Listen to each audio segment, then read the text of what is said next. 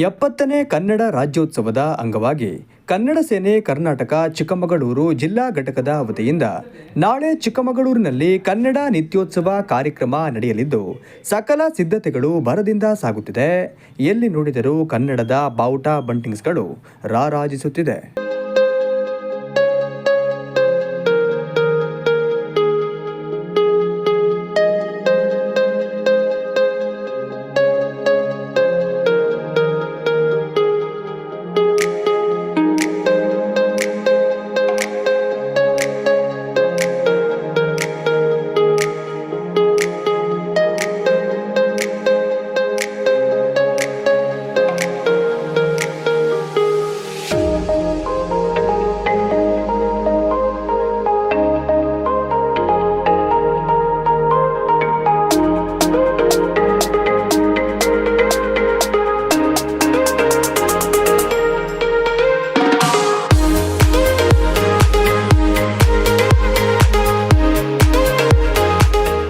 ಕನ್ನಡ ಸೇನೆ ಜಿಲ್ಲಾಧ್ಯಕ್ಷರಾದ ಪಿಸಿ ರಾಜೇಗೌಡ ಅವರು ಮಾತನಾಡಿ, ಭವ್ಯ ಬೆಳ್ಳಿ ರಥದಲ್ಲಿ ಮಧ್ಯಾಹ್ನ 2 ಗಂಟೆಗೆ ಕನ್ನಡ ತಾಯಿ ಭುವನೇಶ್ವರಿ ವಿಗ್ರಹದ ಮೆರವಣಿಗೆ ಕನ್ನಡ ಸೇನೆ ಜಿಲ್ಲಾ ಕಚೇರಿಯಿಂದ ಪ್ರಾರಂಭಗೊಳ್ಳಲಿದ್ದು, ರಾಜ್ಯಾಧ್ಯಕ್ಷರಾದ ಕೆಆರ್ ಕುಮಾರ್ ಹಾಗೂ ಗಣ್ಯರು ಮೆರವಣಿಗೆಗೆ ಚಾಲನೆ ನೀಡಲಿದ್ದಾರೆ ಎಂದರು.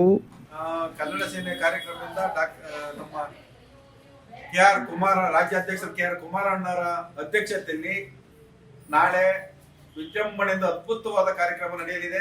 ತಾಯಿ ಭುವನೇಶ್ವರಿ ಬೆಳ್ಳಿ ರಥದಲ್ಲಿ ಕೂರಿಸಿ ಇದೇ ನಮ್ಮ ಕಚೇರಿಯಿಂದ ಕನ್ನಡ ಸೇನೆ ಕಚೇರಿಯಿಂದ ತಾಲೂಕು ಆಫೀಸ್ ಮುಂಭಾಗ ಮತ್ತೆ MG ರೋಡ್ ಮುಖಾಂತರವಾಗಿ ಆಜಾದ್ ಪಾರ್ಕ್ ತಲುಪುತ್ತೆ.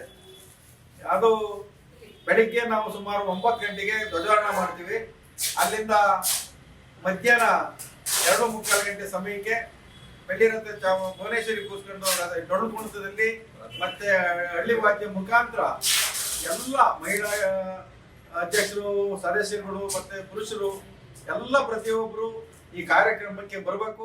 ಮಹಿಳಾ ಘಟಕ ಜಿಲ್ಲಾಧ್ಯಕ್ಷರಾದ ಚೈತ್ರಾ ಗೌಡ ಅವರು ಮಾತನಾಡಿ, ಹಳ್ಳಿ ವಾದ್ಯ, ಹುಲಿ ವೇಷ, ವೀರಗಾಸೆ, ಕೋಲಾಟ ಸೇರಿದಂತೆ ವಿವಿಧ ಕಲಾ ತಂಡಗಳು ಹಾಗೂ ನೂರಾರು ಆಟೋ, ಕಾರು, ಬೈಕ್ಗಳು ಕನ್ನಡ ಸೇನೆಯ ಬಾವುಟಗಳೊಂದಿಗೆ MG ರೋಡ್ ಮುಖಾಂತರ ಸಾಗಲಿದೆ ಎಂದರು. ಈಗಾಗಲೇ ನಿಮಗೆ ತಿಳಿದಿರುವ ಹಾಗೆ ಕನ್ನಡ ಸೇನೆ ಕರ್ನಾಟಕ ನಿತ್ಯೋತ್ಸವ ಎಂಬ ಕಾರ್ಯಕ್ರಮವನ್ನು ಆಚರಣೆ ಮಾಡ್ತಿದೆ. ನಾಳೆ ಬೆಳಗ್ಗೆ 8 ಗಂಟೆಗೆ ಸರಿಯಾಗಿ ಕನ್ನಡ ಸೇನೆ ಕಚೇರಿಯಲ್ಲಿ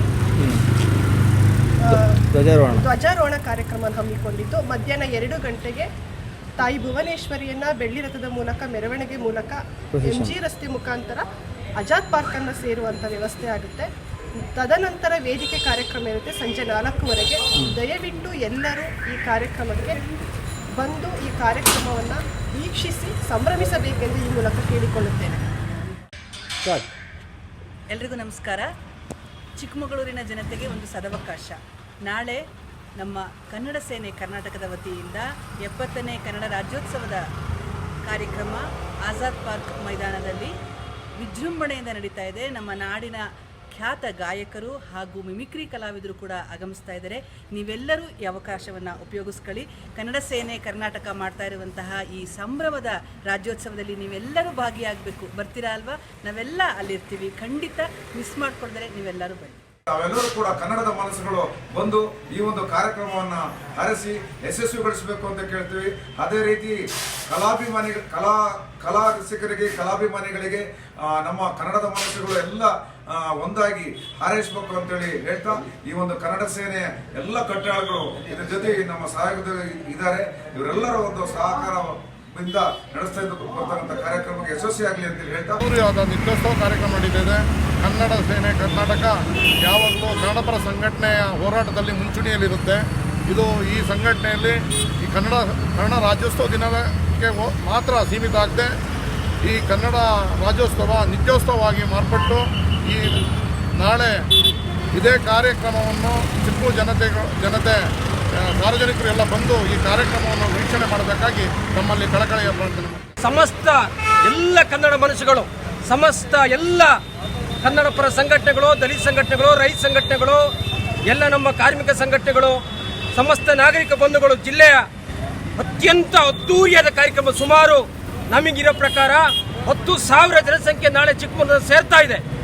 ಎಲ್ಲ ನಮ್ಮ ಕಲಾಭಿಮಾನಿಗಳು ಮತ್ತು ಕನ್ನಡ ಪರ ಎಲ್ಲ ಮನಸ್ಸುಗಳು ಎಲ್ಲ ಮಾಧ್ಯಮದವರು ಕೂಡ ನಮಗೆ ಬಂದು ಎಲ್ಲ ಪಕ್ಷಾತೀತವಾಗಿ ಧರ್ಮಾತೀತವಾಗಿ ಈ ಕಾರ್ಯಕ್ರಮವನ್ನು ನಡೆಸ್ಕೊಡ್ಬೇಕು ಅಂತೇಳಿ ಎಲ್ಲ ಕನ್ನಡ ಮನಸ್ಸುಗಳಲ್ಲಿ ನಾನು ಮನವಿಯನ್ನು ಮಾಡ್ತಾ ಇದ್ದೀವಿ ನಮ್ಮ ಕನ್ನಡ ಪರ ಸಂಘಟನೆಗಳ ಪರವಾಗಿ. ನಾಳೆ 24ನೇ ತಾರೀಕು ಬೆಳಿಗ್ಗೆ 8 ಧ್ವಜಾರೋಹಣ ಕಾರ್ಯಕ್ರಮವನ್ನು ಹಮ್ಮಿಕೊಂಡಿದ್ದೀವಿ. ಹಾಗೂ ನಮ್ಮ ಆಟೋ ಚಾಲಕರು, ಮಾಲೀಕರು ಎಲ್ಲರೂ ಈ ಕಾರ್ಯಕ್ರಮಕ್ಕೆ ಬಂದು ಹಾಗೂ ಅವರಿಗೆ ಒಂದು ಕಾಕಿ ಶರ್ಟ್ ವಿತರಣೆ ಕಾರ್ಯಕ್ರಮ ಇದೆ ನಮ್ಮ ಆಟೋ ಡ್ರೈವರ್ಗಳಿಗೆ.